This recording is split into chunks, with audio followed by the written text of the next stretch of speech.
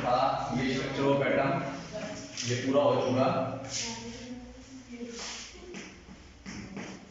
ठीक है, आज हम इसके क्वेश्चन करा देते हैं थोड़े।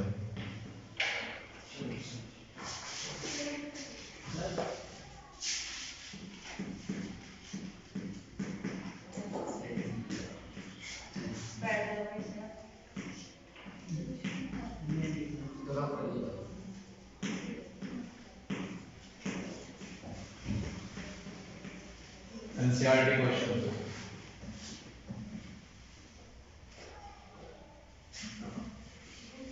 देखो बेटा,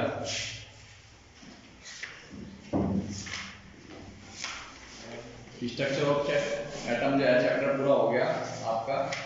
क्वेश्चन देखो, एनसीईआरटी के एक्सरसाइज क्वेश्चन है ना, एक्सरसाइज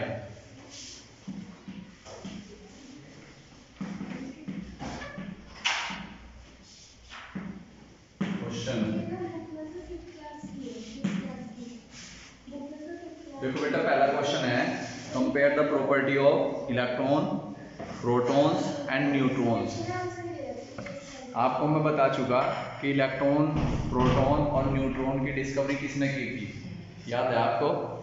इलेक्ट्रॉन की डिस्कवरी की थी जे थॉमसन ने, और प्रोटॉन की डिस्कवरी की थी ओवरस्टीन ने, और न्यूट्रॉन की डिस्कवरी की थी जेम्स चैडविक ने। पता था? ठीक, अब क्या करना है, कंपेयर करना है ना? क्या करना है, कंपेयर। तो पहला ही क्वेश्चन है compare electron, proton and neutron, इन्हें तीनों को कंपेयर करना। ठीक है, करें? चलो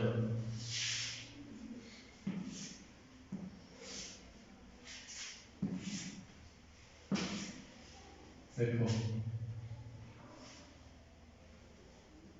यहां तो लिखा है इलेक्ट्रॉन, यहां लिखा प्रोटॉन, यहां न्यूट्रॉन। पहले लिखा है चार्ज, इलेक्ट्रॉन का -1 चार्ज होता है, कितना?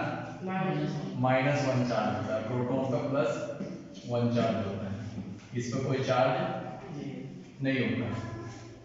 यहाँ लिखा है मास, इलेक्ट्रॉन का मास होता है 9.1 10⁻31 किलोग्राम। इसका कितना होता है प्रोटॉन का?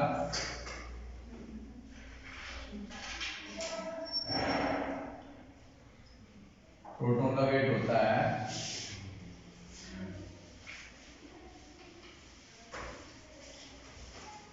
बता रहा हूं, यहाँ लिखेंगे हम इसका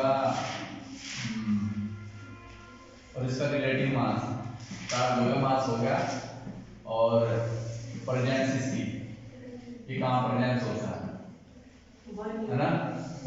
इलेक्ट्रॉन जो प्रेजेंट होता है वो ऑर्बिट में प्रेजेंट होता है। कहाँ प्रेजेंट होता है? ऑर्बिट में प्रेजेंट होता है। समझ गए मेरी बात? तो इलेक्ट्रॉन पे क्या चार्ज होता है? माइनस, और प्रोटॉन पे क्या चार्ज होता है? प्लस। ठीक है,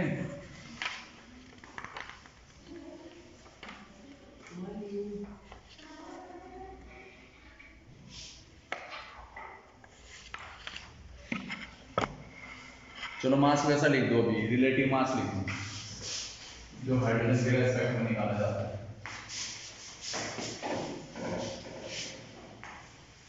इसका मास वैसे मैं पहले ही नेग्लिजिबल,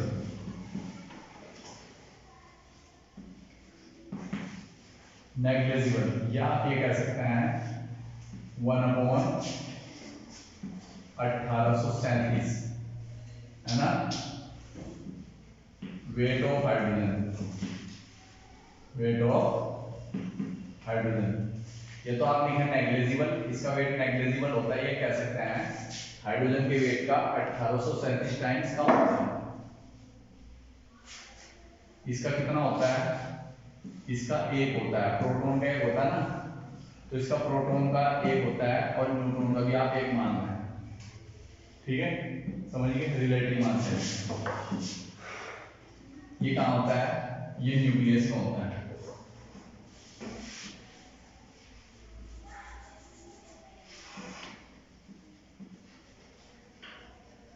और ये भी हमारा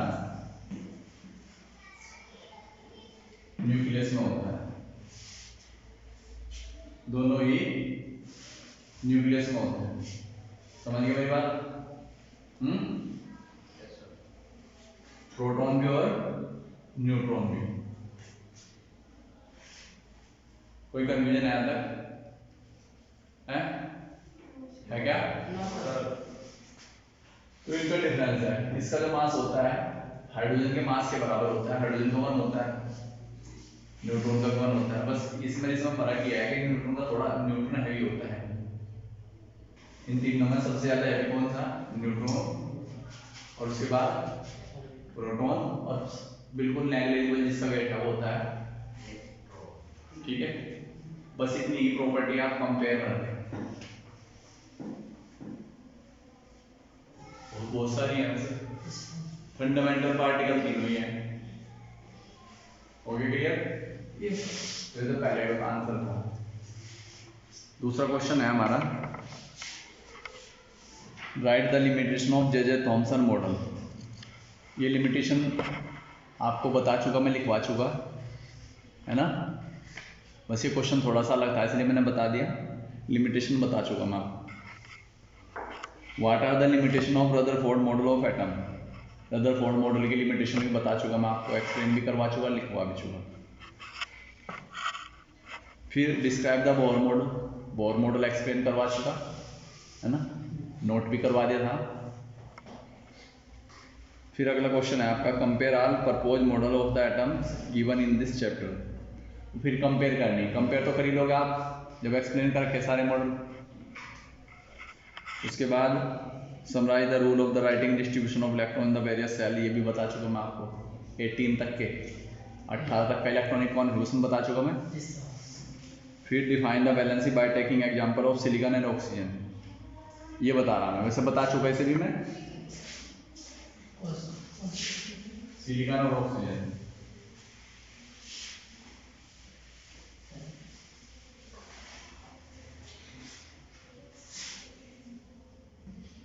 ऑक्सीजन का जो इलेक्ट्रॉनिक कॉन्फ़िगरेशन होता है 2 Kn Kl 2, और फिर कितने 8 इसका एटॉमिक नंबर होता है 6।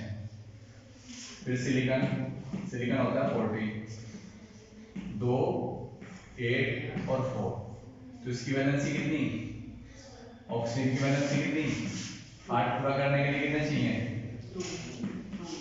2। इसकी वैलेंसी 8 पूरा करने के लिए कितनी 4। इसकी वैलेंसी 4। बताओ आगे बात समझ में? तो इस तरीके से हम वैलेंसी निकाल सकते हैं। हो गया ये क्वेश्चन।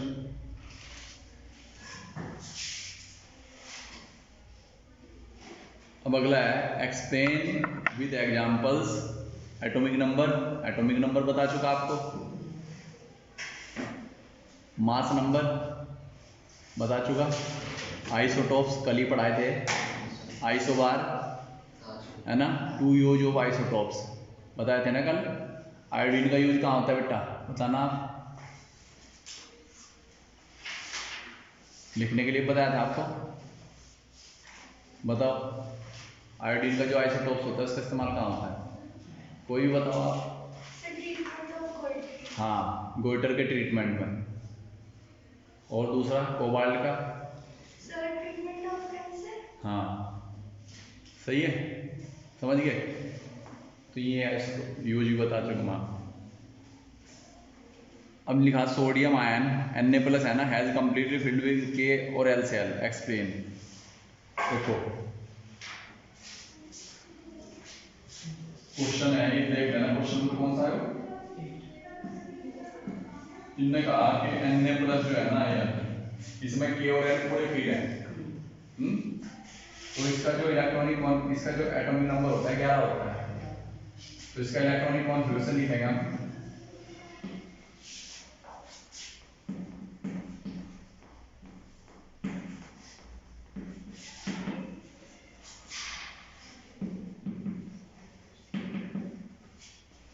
इलेक्ट्रॉनिक कॉन्फ़िगरेशन 2 और 8, के में कितने 2 और एल में 8, क्योंकि सोडियम ने एक इलेक्ट्रॉन लूज कर दिया ना तो 10 रह गए इसमें इलेक्ट्रॉन, तो 2 और 8 हो गए, तो इसलिए कंप्लीटली फिल्ड हो गए।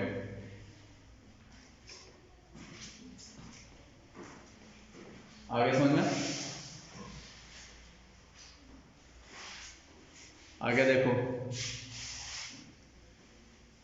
ये आइसोटोप्स वाला क्वेश्चन है, एवरेज एटॉमिक मास निकालना है इसका, ठीक है, निकाल लेंगे हम परसेंटेज के हिसाब से। अब ये भी अगला भी ऐसे ही है, एवरेज एटॉमिक मास हो, ऑक्सीजन का दे रखा है, ये भी ऐसे बिल्कुल सेम, दोनों ऐसे ही हैं। जब पूरी क्लास आएगी ना, जब बता दूंगा दोनों क्वेश्चन, ठीक है, वैसे भी आगे क्लास में भी आएंगे, ठीक है। If Z is equal to seen, Z का मतलब atomic number, what would be the valency of element, इसकी वैलेंसी क्या होगी, also name the element.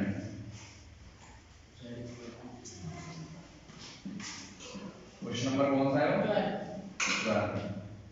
Z is equal to 3, एक तो इसकी वैलेंसी बतानी है, तो पहले इसका इलेक्ट्रॉनिक कॉन्फ़िगरेशन लिख लो, ईसी बोले तो इलेक्ट्रॉनिक कॉन्फ़िगरेशन के में और एल में कितना होगा 2 और 1, तो वैलेंसी कितनी होगी, वैलेंसी तो होगी इसकी 1, और 3 एटॉमिक नंबर है तो एलिमेंट कौन सा हो गए, लिथियम हो गया ना,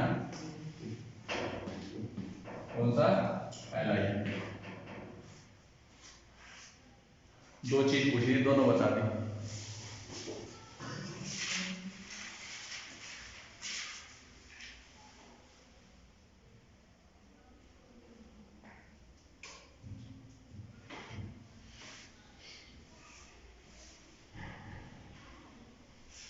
अब composition of nuclear 2 atoms XY दे रखे है ना, तो इसमें कंपेयर करनी के give the mass of XY, what is the relation between XY।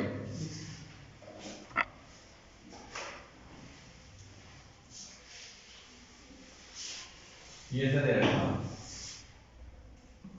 ये तो X है ना, ये Y, इसमें इलेक्ट्रॉन, ये क्या दे रखा, प्रोटॉन, प्रोटॉन और न्यूट्रॉन, प्रोटॉन कितने 6 और 8 है, ये तो इसमें प्रोटॉन 6 है, इसमें भी 6 है, इसमें न्यूट्रॉन कितने हैं, इसमें कितने हैं, 8, तो जिसमें प्रोटॉन की संख्या सेम होती है उसे क्या बोलते हैं, आइसोटोप्स, है ना, तो XY क्या है, पूछेंगे आइसोटोप, ठीक है, तो यहाँ पे आंसर में लिखेंगे आप, आंसर में X Y R आइसोटोप्स, और इनका मास बताना ना, मास ऑफ X, तो ये X का मास, प्रोटॉन और न्यूट्रॉन जोड़ दो, 6 + 6 कितना 12, मास ऑफ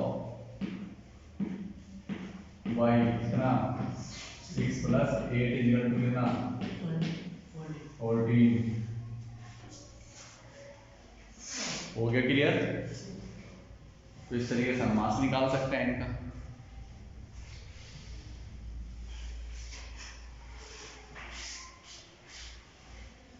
अब ट्रू और फॉल्स वाले हैं। For the following statement right true और false. J.J. Thomson proposed that the nucleus of an atom contain only nucleons। J.J. Thomson ने बताई थी ये बात, J.J. Thomson ने थोड़ी बताई थी, ये किसने बताई थी, रदरफोर्ड ने। तो पहला स्टेटमेंट गलत। दूसरा, a neutron is form by the electron and proton combining together. Neutron जो बनता है इलेक्ट्रॉन और प्रोटॉन के कंबाइन होने से बनता है, therefore it is a neutral. ये बात सही है, इन्हीं के दोनों कॉम्बिनेशन से ट्रू है। तो mass of electron is about 1, मैंने बताया 1837 अभी 1/2000 लिखना चाहिए, ये सही है। दैट ऑफ द प्रोटॉन, सही है ये स्टेटमेंट। अगला D, An isotopes of the iodine is used for the making tincture of iodine, which is used as medicine.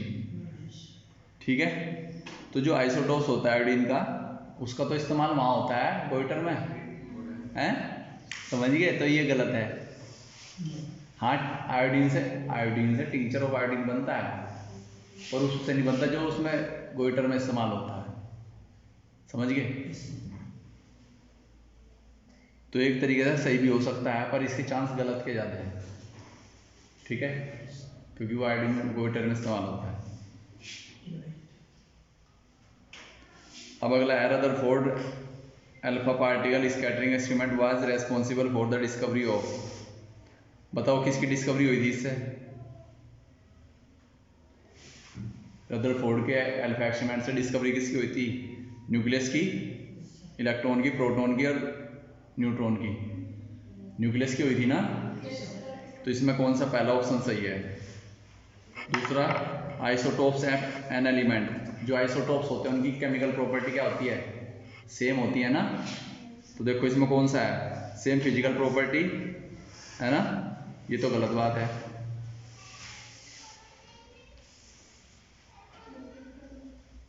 Different chemical property, different neutron और डिफरेंट एटॉमिक नंबर। तो इसमें पहला ही option है बस, सेम फिजिकल प्रॉपर्टी, बाकी सारे गलत हैं।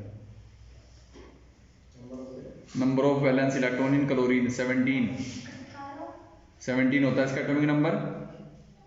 ठीक है, तो एक इलेक्ट्रॉन गेन कर लिया इनने, तो 18 हो गया।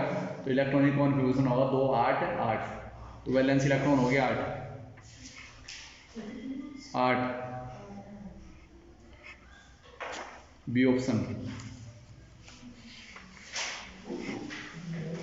लास्ट क्वेश्चन, वो 18 question, which of the following statement is correct? Electronic configuration of sodium, sodium का होता है 11, तो 2 8 और 1।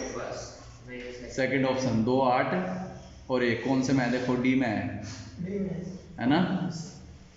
कंप्लीट द फॉलोइंग टेबल, इसे कंप्लीट कर लोगे आप, सब चीज़ बता दी मैंने, तो पूरी एक्सरसाइज कंप्लीट होगी। ठीक है, इसे जो क्वेश्चन है पूरा कर लेना।